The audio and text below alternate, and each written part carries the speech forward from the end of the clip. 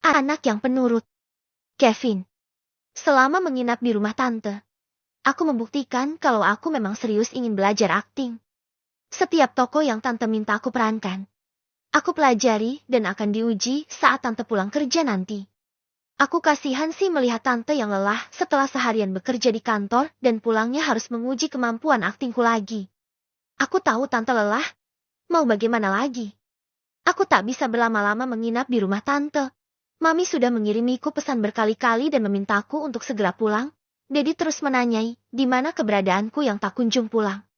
Sebagai orang tua, wajar kalau mereka mengkhawatirkan anak sulung mereka yang sudah seminggu tak pulang ke rumah. Waktu seminggu menginap di rumah tante benar-benar aku manfaatkan untuk belajar dan belajar lagi pada sang ahli. Awalnya saja tante Prisa mengaku kalau dia tak berbakat. Padahal sebenarnya ia sangat hebat dan tahu mana calon artis yang memiliki bakat dan mana yang tidak. Tante biasa menyeleksi para artis yang ingin terjun di dunia akting.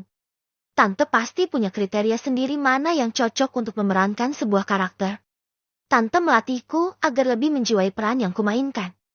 Sudah beragam peran aku diberikan. Hampir semuanya Tante Prisa anggap lulus tes.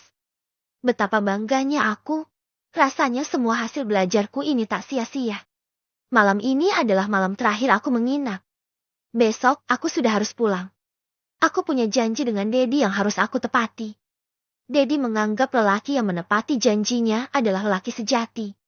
Seakan takut aku tinggal. Malam ini Tante Prisa tidur sambil memelukku dengan erat. Ia tertidur pula setelah kelelahan melayani gairahku yang tak ada habisnya. Sekarang, justru aku yang selalu meminta Tante melayani hasratku yang tak pernah padam saat berada di dekatnya. Aku membelai lembut kulit putih dan halus Tante Prisa. Ia seakan tak rela melepasku untuk pulang ke rumah. Pelukannya sangat erat. Aku menyelipkan anak rambut yang jatuh di wajahnya ke belakang telinganya dan terus menatapnya dengan lekat. Saat bersama Tante Prisa, aku merasa bisa menjadi diriku sendiri. Aku merasa bebas. Aku merasa impian yang selama ini hanya sekedar impian tanpa bisa terwujud, namun saat bersama Tante semua impian itu begitu nyata dan bisa diwujudkan. Aku bukan lagi pemuda yang suka bermimpi, tapi aku pemuda yang merealisasikan mimpinya. Udara malam ini lebih dingin. Hujan turun mengguyur kota Jakarta dengan derasnya. Memang sih tidak terdengar karena apartemen ini agak kedap suara, namun tadi aku sempat melihat dari jendela besar di ruang tengah. Hujan yang turun membuat kota Jakarta jadi sedikit berkabut. Aku menarik selimut untuk menutupi tubuh polos Tante Prisa. Aku tak mau ia sakit. Siapa yang akan mengurusnya saat aku pulang nanti?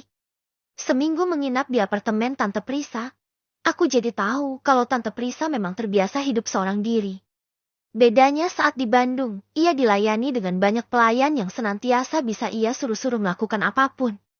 Kalau di Jakarta, ia harus hidup mandiri, apalagi saat asisten rumah tangga yang biasa mengurus rumahnya sakit dan akhirnya mengundurkan diri.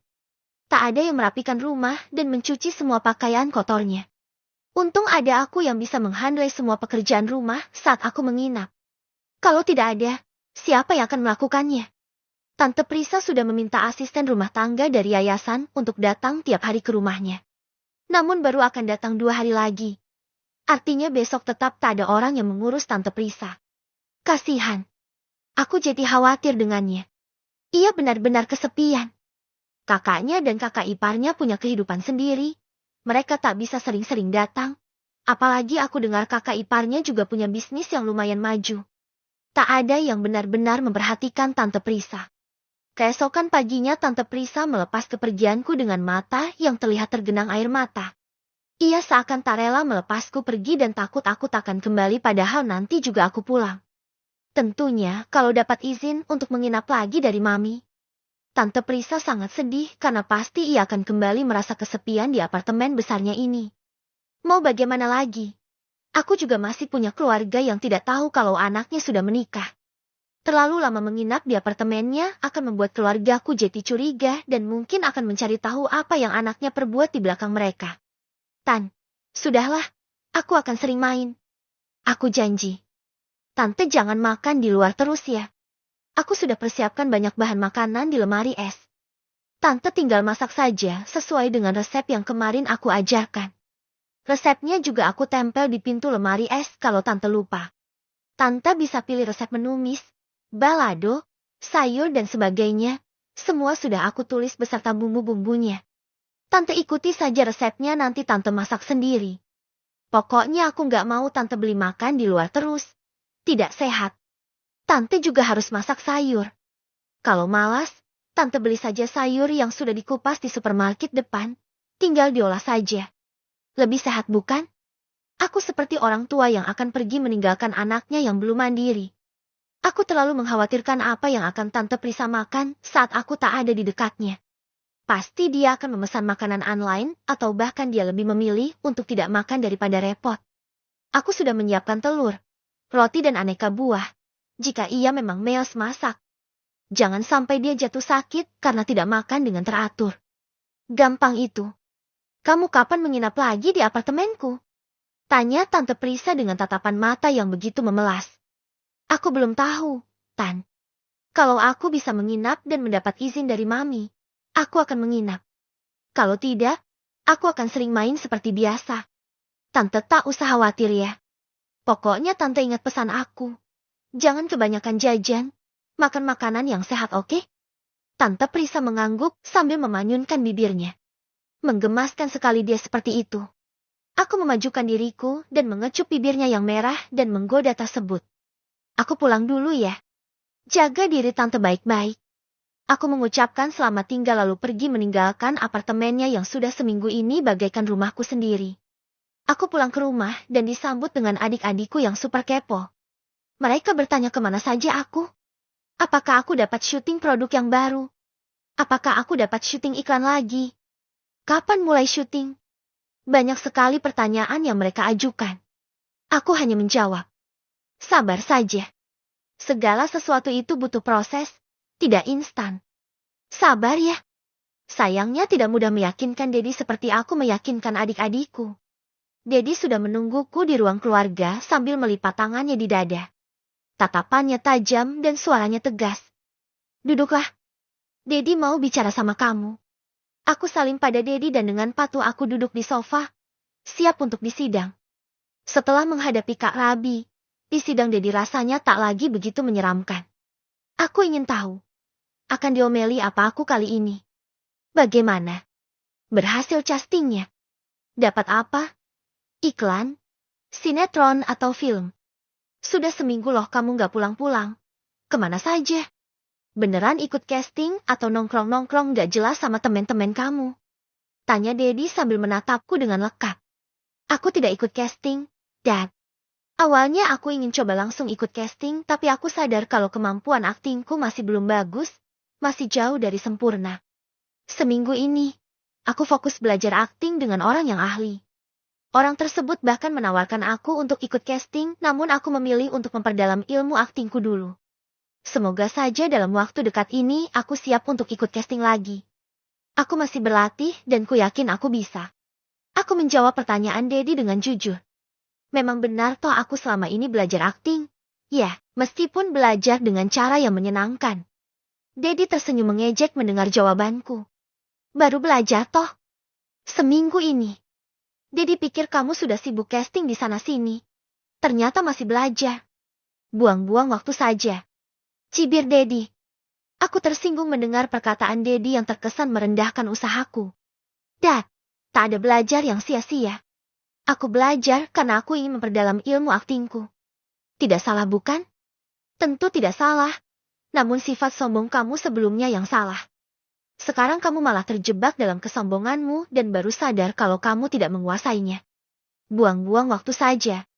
Dedi berdehem untuk menstabilkan suaranya. Waktu yang Dedi berikan semakin sedikit. Seperti ucapan Dedi waktu itu, kamu juga harus adil dan belajar di perusahaan. Besok, kamu mulai belajar bekerja.